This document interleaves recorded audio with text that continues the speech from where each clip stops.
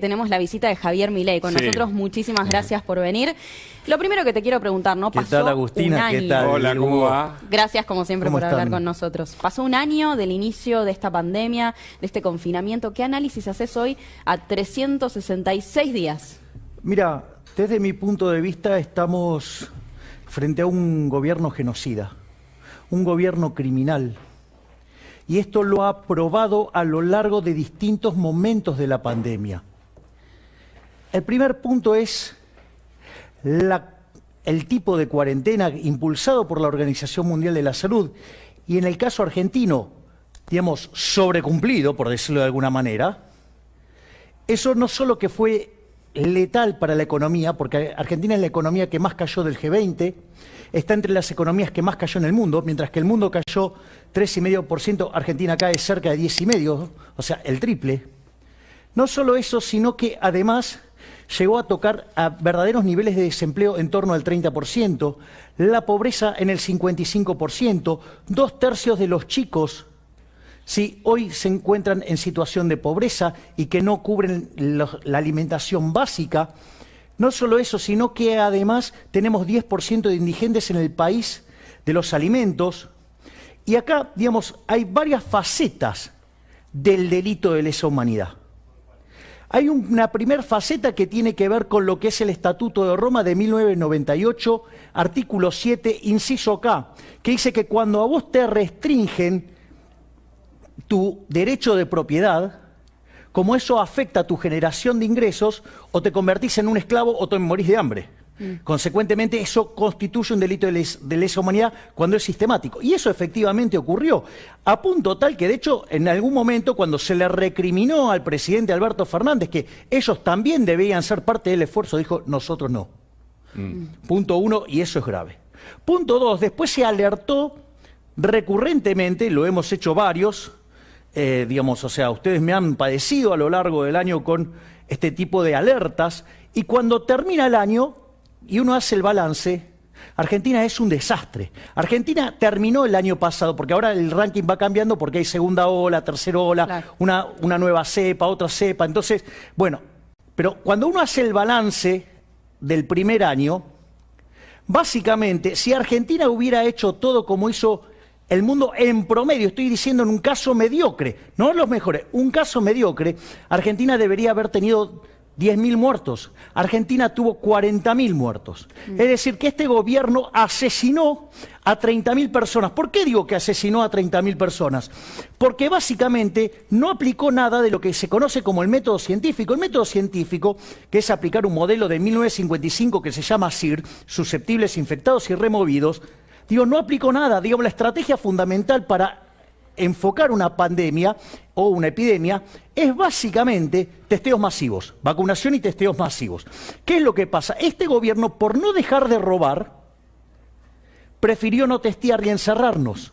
Entonces, en ese contexto, lo que tenemos son 30.000 muertos. Y parece que esta historia ahora se repite con el tema de la vacunación, con un caso extremo, que es el hecho de hacerle ver a la sociedad que los políticos son la nueva oligarquía, que tienen privilegios sobre el resto y que siempre están ellos por encima de la población, de aquellos que además son los que pagan, con el escándalo, ¿no?, de imponer el monopolio estatal. Entonces, ya tenemos en una situación verdaderamente caótica. Ahora, se perdieron o se cerraron 90.000 empresas, se perdieron 220.000 puestos de trabajo en el año de cuarentena. Sí. ¿Eso lo más grave o lo más grave, saliéndonos de la pandemia del tema salud, yendo estrictamente a lo económico? ¿Qué es lo más grave de este año? Mira, lo más grave es que has destrozado el tejido productivo y por lo tanto vos el rebote que tengas siempre vas a ir a un nivel más bajo. Para que te des una idea, de arrastre estadístico este año, para el 2021, vas a tener 5 puntos porcentuales. Es decir, que para que la gente empiece a sentir algo de mejora, tenés que estar hablando de una expansión de la economía del orden del 7, del 8, 9%. Que si es restarle al menos 17, que cayó mucho según... Sí, bueno, digo, por eso no hay que tomar las puntas, porque, algunos bordes, algunos casos extremos y en el medio, porque te magnifica la caída, tenés que tomar el total. Entonces, ¿qué es lo que pasa? Vos tuviste la caída abrupta y después empezó a recuperar. Si vos mantenés el nivel de diciembre en la economía y no haces nada, sí, quedás en ese nivel, sí, eso te va a explicar que el PBI el 2021 esté 5% arriba. Permitime o sea, que... nada. Bueno, o sea, sobre Guzmán, que le dio una entrevista el lunes pasado a Pagni, en donde quedó por momento hablando del déficit medio descolocado, también de la inflación, porque dijo que había una inflación posible que era controlable, pero los números no indican lo mismo. Entonces te pregunto, Guzmán, ¿tiene los días contados? Guzmán se enfrenta a la idea de la economía del kirchnerismo más ortodoxo, que es el de Kicillof y el de Cristina Fernández. Bueno, acá hay varias cuestiones. Es decir, Guzmán es un pésimo ministro de Economía. ¿Sí? Ahora, lo que viene del Instituto Patria es mucho peor. ¿Sí? O sea, en realidad, digamos, es comparar Drácula contra la Legión del Mal. Yo por decirlo de alguna manera. Duro. O sea, me imaginé la figura, ¿viste? ¿Entendés? Claro, o sea, digo, se me suscitaron digamos, imágenes. Claro, digamos, el tren fantasma de verdad es un juego de niños. ¿Por qué? El primer punto, vamos con el tema de la inflación. Por ejemplo, inflación. El ministro espera una inflación en torno al 29%. Sí. Bueno, parece poco factible una inflación del 29%. Primero porque cuando yo miro la inflación de los últimos 12 meses, ya está en 40,7%, o sea, 41%. Claro. Si tomo los últimos datos en promedio y los anualizo, la inflación viene viajando al 60%. Por lo tanto, si todo sale bien y no hay ningún problema y no se le ocurre al presidente encerrarnos y que la gente responda como digamos, en Formosa o en otras partes del mundo, que genere algún problema de índole financiera, 50% de inflación vamos. Pero no solo eso, cuando vos mirás los datos mayoristas de la inflación ya viene viajando al 6%. Es decir, vos no podés tener una compresión de márgenes minoristas sistemáticamente en el tiempo. Por lo tanto, digamos, ya la inflación en lo que es el impulso inicial ya viene viajando entonces a niveles del 100%. La situación es muy complicada. Y si vos llegás a tener un problema de algún índole político que llegue a alterar a las personas y que caiga la demanda de dinero, puede pasar cualquier cosa. O sea, en materia inflacionaria. O sea, puede pasar cualquier cosa, literalmente. O sea, porque además, dado el desequilibrio monetario que tiene Argentina, es factible una hiperinflación. De hecho, fíjate que así como tenés ¿Hiperinflación? Sí, y vos tenés una base monetaria dando vuelta, pero tenés una base monetaria escondida dentro del Banco Central, que son las LELIQs. Y eso en el lapso de 7 a 28 días te podría llegar a duplicar la cantidad de dinero. Si además contemplás el sobrante monetario dentro de la economía, en una situación de pánico que todos los agentes salgan del dinero, digamos, la situación inflacionaria se te descontrola. Eso es lo que tiene que ver con la parte inflacionaria. Por otra parte, digamos, lo que tiene que ver con el crecimiento. Está bueno como haces la pregunta, Hugo, porque no es crecimiento esto. Esto es recuperación cíclica, o lo que decimos a veces así en tono risueño, el rebote del gato muerto. Es decir, entonces, el problema es contra lo que estás comparando. Entonces, con lo que estás comparando es tan malo que vos tenés el arrastre estadístico, un piso de expansión del PBI del 5%, 5 o 6%. Por lo tanto, si vos no ves tasas de expansión del PBI del orden del 8 o 9%, no se va a sentir nada. Claro. Así, literalmente. Es todo un efecto estadístico. Y el déficit. Ahí va a terminar con el tema del crecimiento y después sí va el déficit.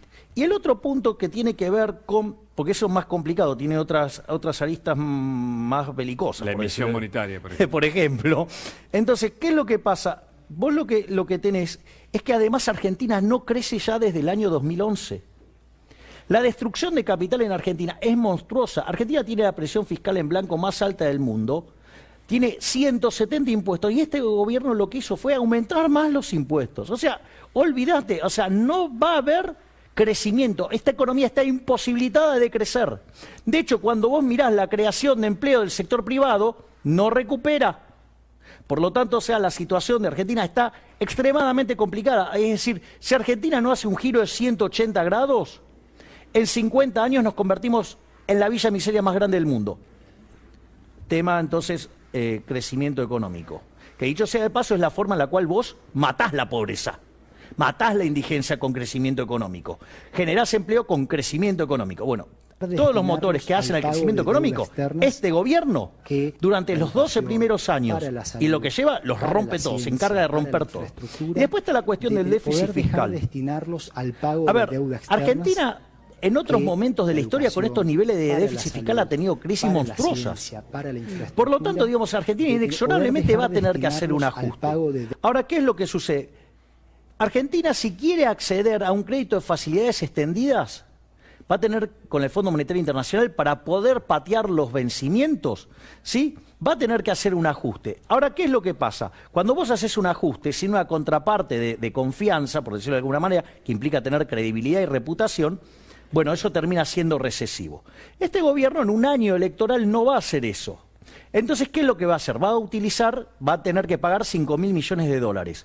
Ahora, las reservas internacionales del Banco Central, que se informan en 39.000 millones, cuando limpiás los encajes, cuando limpiás el swap con China, cuando limpiás las tenencias, por ejemplo, las posiciones del Fondo Monetario Internacional y cosas por el estilo, Argentina tiene reservas internacionales negativas en 2.000 millones de dólares. Es decir, que ya el gobierno ha estado utilizando el dinero de los depositantes que está encajado en el Banco Central para pagar cosas. Y a mí no me sorprendería que a lo largo de este año siga haciendo esto. Y esto, digamos, cuando ya tiempo atrás lo fuimos anticipando, parecía algo muy alocado. Ahora ya es un dato. Entonces, ¿qué es lo que te genera la economía argentina? Que vos agarrés y decís, bueno, puede pasar este disparate. Sí, no, y después termina pasando. Entonces, me parece que la situación, digamos, argentina está extremadamente complicada. Argentina, así como está, no puede pagar su deuda.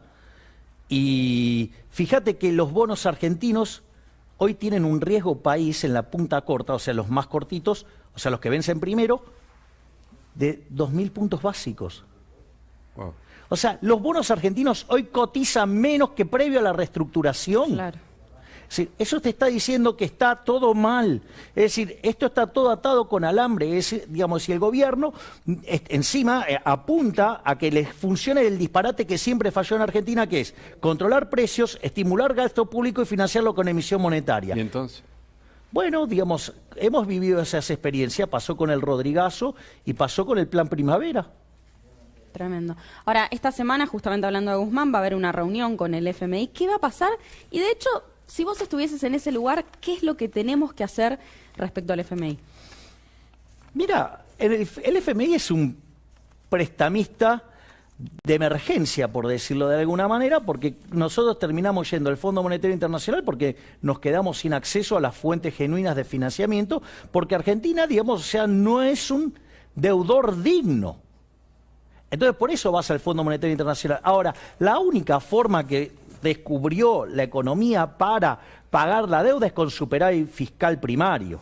Ahora, el punto es, y Argentina tiene déficit, o sea, Argentina tiene que hacer un ajuste fiscal enorme. Y es falso cuando dicen, no, primero voy a crecer y después voy a hacer el ajuste. No, eso es falso. Es decir, son parte de los delirios de los keynesianos que desconocen las cuestiones más básicas de la economía. Es decir, creen que lo que hace crecer a la economía es el consumo, y eso está mal. Lo que hace crecer a la economía es la inversión. Y vos, para invertir, antes tenés que ahorrar, y ahorrar es no consumir. Entonces, cuando vos haces el ajuste fiscal, eso genera ahorro. El tema es que ese ahorro, para que el ajuste no sea recesivo, tiene que generar inversión. Y vos, digamos, o sea, la verdad, sinceramente, ¿vos invertirías un mango en Argentina frente a la posibilidad que se baraja de Máximo Kirchner, presidente de 2023? ¿Y entonces qué hay que hacer para promover esas inversiones? No, tenés que hacer reformas estructurales, hacer una reforma del Estado, tenés que reformar el sistema laboral y abrir la economía. Eso lo que te permitiría es un muy fuerte shock sobre la economía que te permitiría crecer durante muchos años y ahí recién podés pasar a las reformas de segunda generación, como la reforma del sistema previsional, pero sin que pierdan derechos los jubilados. Tenés que, por ejemplo, reformar el sistema de coparticipación, que lo tenés que eliminar. Tenés que, por ejemplo, reformar el sistema de salud, digamos, tenés que reformar la educación, digamos, o sea, hay un montón de cosas. Es más, vos podés ir a un programa de retiro voluntario del Estado para que la gente se vaya del Estado a trabajar en el sector privado, pero con indemnización. O sea, es un conjunto de cosas. Vos decís que Guzmán es malo. Ahora, ¿Guzmán no está advirtiendo algo que en el sector del gobierno no advierten respecto del déficit y de algún modo está mostrando un camino más albertista que kirchnerista y eso puede ser una explicación o no? Es que, de vuelta, Guzmán es malo, pero los otros son infinitamente peores. Ajá. Y los otros proponen, porque algunos proponen la pobreza como método, es decir, la venezolanización de la Argentina para el Estado controlando lo que no hay. Ahí es interesante el punto que vos haces, Hugo, porque yo creo que no buscan intencionadamente el resultado de Venezuela. Si vos le decís, ¿querés ser Venezuela?, ellos te dicen que no. Ahora, pero el tema es que se alinean con todos los que son los lineamientos del Foro de San Pablo. Y el mejor, digamos, caso de aplicar el Foro de San Pablo, ¿qué fue? Venezuela, digamos, donde de tener un país que estaba entre los más ricos de América Latina, que tenían $1 millón per cápita en el suelo, digamos, en petróleo, vos tenés que en los últimos 6 años el PBI per cápita les cayó 70%, hoy tienen 96% de pobres y 80% de indigentes, y a pesar de la gran emigración de venezolanos, el venezolano promedio perdió 10 kilos de peso. Sí, es una catástrofe. Hace 3 años seguidos que tienen hiperinflación, o sea, con niveles de inflación que oscilan entre el 4.000 y el 5.000%. El ingreso de un venezolano... Sacaron el billete de $1 millón. Claro. Es más, el ingreso del venezolano, ¿sí?, es promedio. El promedio, esto quiere decir que el 80% de la población está debajo de eso. Es de 72 centavos de dólar diario. Claro. O sea, es una catástrofe. Pero digo, ¿por qué hablan de la pobreza? Pero la pobreza no para de crecer, es decir, es como o una contradicción, o un no saber hacer, o una idea propiciada. No, yo creo que, nadie tiene como intención de que le vaya mal. O generar una... Salvo que vos quieras una autocracia con un reinado en el que hay... bueno, ahí estamos hablando de algo muchísimo más complejo. Por eso te lo pregunto. O sea, bueno, digo, puede existir como posibilidad de que termines en un sistema, digamos, a la venezolana, digamos a la postre termines en comunismo. Bueno, ok, digamos, eso puede pasar, pero yo no creo que alguien lo busque explícitamente. Yo creo que esto, vos sabés que ahí voy a citar un par de libros muy, muy lindos que a mí me gustan mucho, que uno se llama Intervencionismo, el mito de la tercera vía, de Mises, y otro se llama Camino de servidumbre, de Hayek. Yo los voy a sintetizar en una figura. A ver. Vos tenés 2 sistemas nada más. Tenés el capitalismo y tenés el comunismo. Estoy tomando nota. Y cualquier solución intermedia es inestable en el sentido de que tiende al comunismo. Entonces, ¿qué es lo que pasa? Vos empezás a intervenir la economía. Y cuando generás la intervención, el problema es que aparece lo que se llama el fallo del gobierno, que termina siendo mucho peor de lo que supuestamente tenías malo. Y eso tiende al comunismo. Exactamente, porque demanda cada vez más intervención. Por la intervención del Estado. Exactamente, y cada vez tenés mayor presencia del Estado y el sistema funciona cada vez peor y entonces te vas hundiendo. ¿Qué es lo que le pasa a Venezuela? Es decir, es como, digamos, es como cuando vas a cocinar un sapo. Vos no lo tirás en el agua caliente, ¿qué haces? Lo tirás en el agua fría y cuando, digamos, el sapo se quiere dar cuenta, ya lo cocinaste porque ahí sí está el agua caliente y no se dio cuenta y ya está. Es lo que te pasa con el caso, digamos, de aplicar el socialismo. Entonces, son un conjunto de buenas ideas, pero que nunca funcionan. Y es más, el keynesianismo es absolutamente funcional a este resultado. Es decir, es la vía ideal que han encontrado los socialistas para llevar al mundo a este calvario que es el socialismo real. Pero el Máximo diría, leyendo mucho alrededor de su figura... Pero él no lee. No, o sea, la lectura es alrededor de él. Bueno, no, esa digamos, opinión va por tu cuenta, pero quiero decir que él prefiere una suerte de capitalismo nacional. ¿Existe eso o es una fantasía? Digo, los capitalistas que salen de, que no son los transaccionales o los transnacionales, sino que son los de cabotaje. Digo, eso es desconocer que el dinero es fungible. O sea, a mí qué me importa quién hace la inversión con tal de que la gente esté mejor. O sea, porque en el fondo, digamos, él quiere determinar quiénes invierten, quiénes no. A la larga siempre terminan invirtiendo los amigos. Vamos, ya lo conocemos, eso es un, digamos, ese es un eufemismo para terminar en lo que es el capitalismo de amigos, que son los empresarios que desde empresarios. Claro, claro que son, claro, vos tenés no fue un furcio, fue a propósito. No, claro, vos tenés empresarios y empresucios. El empresario ¿Empresucio también? Claro, bueno, les voy a contar. El empresario es el tipo que va y se gana la guita sirviendo al prójimo con bienes de mejor calidad o mejor precio. Un héroe, un benefactor social. ¿El empresario qué es? Es un tipo que descubre que es mejor negocio aliarse con el político chorro para romperle la cabeza a los consumidores internos con bienes de pésima calidad, con alto precio y además reventándolo el salario. ¿Sí? Y por otra parte está el empresucio. El empresucio es aquel que, por ejemplo, no sé, me voy a poner creativo, le asignás una obra pública, la cobra toda y no la hace. ¿Eso existe? No sé, qué sé yo, digamos, no sé, digamos, ponele. O sea que vos decís que dentro de las dos C, capitalismo y comunismo, el Estado, cuando quiere corregir eso, va hacia el comunismo. Claro, genera lo que se llama el fallo del Estado. Porque en general, cuando se habla de fallos de mercado, ¿cuál es el problema? El problema es no entender cómo funciona el sistema económico. Entonces viene alguien, mira algo y como no le gusta, entonces quiere intervenir.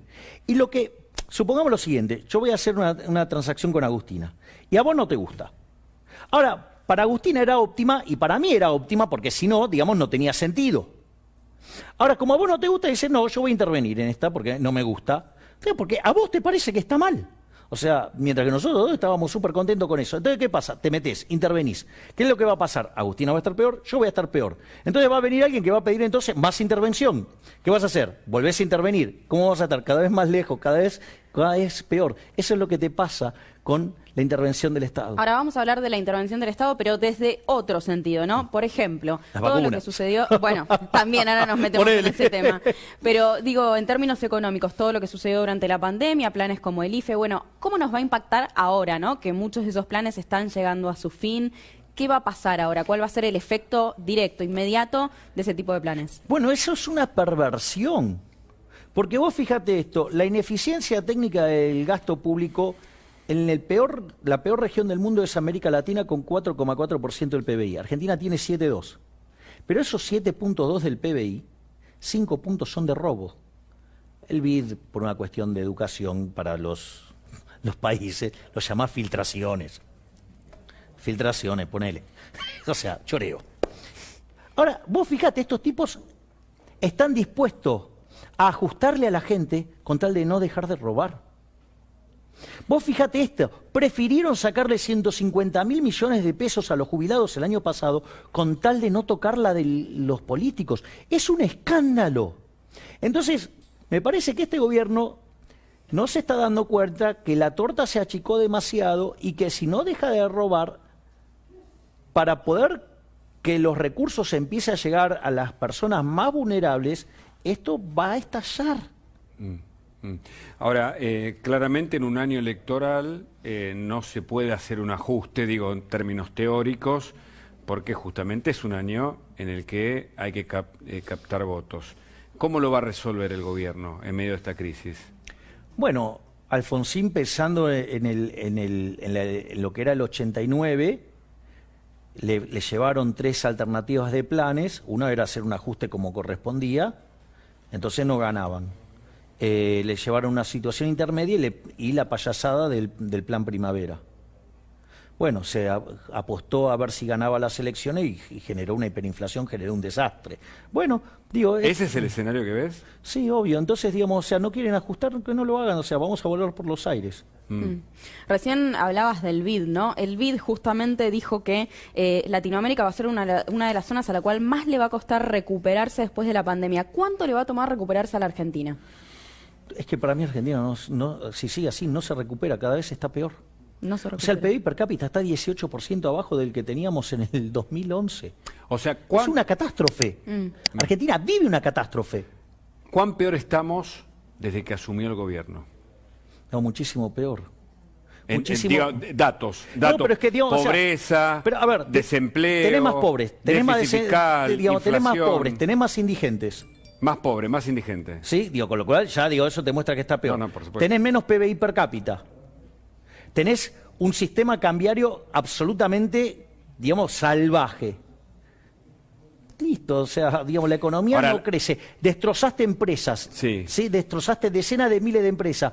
Listo, o sea, inexorablemente estás peor. Aún con los IFE, como decía Agustina. No, pero es que eso no arregla el problema. Porque, a ver, perdón, yo te tiro sí. en el medio de una isla Sí. y te empiezo a tirar billetes. ¿Qué haces con eso? Y no, Claro. la verdad que prendo fuego, ¿no? Me parece. Si es que... Si tenés O un fogata. encendedor. No, bueno, por ahí con dos ramitas, con dos palitos, decir que... Ponele. Que es más valioso eso que el billete argentino, ¿eso que querés decir? No, lo que quiero decir es que vos no arreglás los problemas de una economía emitiendo dinero. Ok. Es decir, eso no, digamos... Bueno, la gente, de acuerdo. A ver, podés falsear a ver, una de las cosas que pasa cuando vos metés el dinero es que falseás transitoriamente las señales de precio. Entonces, por algún momento podés Le generar... ponés plata a la gente y eso... Claro, puede parecer que generás un efecto positivo, pero... Consumo. Claro, sí, pero así como vos generás el boom, después viene el boost. O sea, Claro. así como generaste la expansión, después viene la contracción, agarrate. Claro. Ahora, eso en las encuestas le ha afectado, toda la mala economía le ha afectado mucho al gobierno, perdió mucha imagen. Sí, de hecho el 70% de los problemas que identifica la gente tiene que ver con la inflación y el desempleo. Y entonces por eso, digo, me imagino que alguna idea económica deben tener para cambiar esa idea. Pero es que tienen la idea equivocada. Es decir, a ver, ¿cómo descubrió el mundo para salir de la pobreza? Porque cómo era la situación... A ver, cuando vos tomás la historia de la humanidad, la condición natural del hombre fue la pobreza. Esto es válido hasta el año 1800, si vos querés. O sea, el inicio del siglo XIX. El 95% de la población del mundo vivía con menos de $1 diario de hoy. ¿Ok? Es decir, que la condición natural del hombre era la pobreza extrema. Ahora, ¿cómo es que en los últimos 220, 230, 250 años, digamos, hay una explosión de productividad, digamos, voló el PBI per cápita, se destruyó la pobreza en el mundo, la pobreza extrema antes de llegar el coronavirus era 5%? ¿Cómo? En un mundo que además multiplicó por 8 su población. Entonces la pregunta es, ¿cómo se hizo? Se llama crecimiento económico. ¿Cómo se hace para crecer? Para crecer se hace invirtiendo. Vos para invertir tenés que ahorrar. Si vos estimulás el consumo, hay menos ahorro, hay menos inversión y te hundís. Argentina viene haciendo esto en los últimos 20 años. No nos va a ir bien. Vamos a terminar cada vez peor. Ahora hablamos justamente del bolsillo de la gente, de hecho se nos ha dicho vamos a llenar el bolsillo, hablaste recién de la emisión también. ¿Qué es lo que hay que hacer para que justamente esta inflación no impacte tan de lleno como está impactando en este momento en el bolsillo de la gente? La única forma que descubrió el mundo para parar la inflación es dejando de emitir dinero. Ahí le traje a Hugo de regalo el 4.000 años de controles de precios y salario. No es un libro tuyo, pero... Yo escribí el prólogo. Escribiste el prólogo, lo agradecemos y lo vamos a leer, porque la historia es fundamental para entender el presente, ¿no? Exactamente, sí, sobre todo cuando mirás la experiencia de Diocleciano y cómo los generales romanos le cortaban la cabeza a los que no cumplían los controles de precios, así medio parecido a Paula Español. Y entonces... Y terminó mal, eso. Ahora, ¿qué es lo que pasa? Entonces, la única forma que vos tenés para parar la inflación es dejando de emitir dinero. Ahora, ¿y por qué es importante dejar de emitir dinero? Mira, cada vez que la inflación supera el 20%, perdés 1,58 de crecimiento. Esto es un estudio que se hizo en el Banco Central en la época de Sturzenegger. Desde mi punto de vista, el mejor presidente del Banco Central de la historia. Lo sigo afirmando ahora. No solo eso, sino que además, si vos eso lo pones en la historia monetaria argentina, hoy tendríamos un PBI per cápita como el de Estados Unidos, punto 1. Tema no menor. Tendríamos un PBI per cápita 12 veces más grande, por lo menos, o 13, discúlpame. Pero no termina todo ahí. Además, vos tenés otro tema más, que es que la inflación es el impuesto al pobre. Le pega entre 25 y 30 veces más fuerte a los que menos tienen. Si vos querés hacer populismo en serio, que la gente te quiera, lo primero que tenés que hacer es erradicar la inflación. Claro. O sea, y solamente se baja la inflación dejando de emitir. De ahí la frase de Friedman, la inflación es siempre y en todo lugar un fenómeno monetario. Y en la medida que la oferta de dinero crezca por encima de la demanda de dinero, el poder adquisitivo del dinero caerá y todos los precios expresados en unidades monetarias subirán. Y la única forma que descubrió el mundo, a ver, todos los países del mundo que no tienen inflación adhieren a esta premisa. Bueno, tenés países que no adhieren a esto. Por ejemplo, Venezuela, por ejemplo, Argentina, y con todas esas estupideces, la inflación multicausal, y así estamos, cada vez más inflación. ¿Y la economía proteccionista que pretende...? Es otra aberración. Es otra aberración, porque ¿qué es el proteccionismo? El proteccionismo es que vos hagas... Mucho eso, el gobierno dice cuidar lo propio. Pero eso es maltratar a los consumidores. Porque cuando yo protejo una empresa, ¿qué quiere decir? Que yo le permito vender a un precio mayor que en el que habría en el mercado internacional. Entonces, ¿qué es lo que pasa? Cuando se da esa situación, vos gastás más en ese bien que es de peor calidad a un mayor precio y te queda, no solo que entonces ahora tenés un bien de peor calidad a un mayor precio, sino que además tenés para gastar menos en otros bienes. Y además... Vos, como estás sesgando los recursos, se supone que tendrías que generar empleo en ese lugar. Pero como ese tipo tiene la vaca atada, te paga miseria. Porque si total no tiene que competir, no le va a pagar bien a la gente. Si total, digamos, arregla su problema con, digamos, protección. Por lo tanto, o sea, lo que vos generás, eso es inmundo. Eso es lo que hizo Argentina a partir de la década del 30, que es lo que yo llamo el fascismo de dos patas. Se pusieron de acuerdo los políticos ladrones con los empresarios y le rompieron la cabeza a la gente. Y fue tan grave el daño que generó eso, que eso después permitió la llegada de Perón.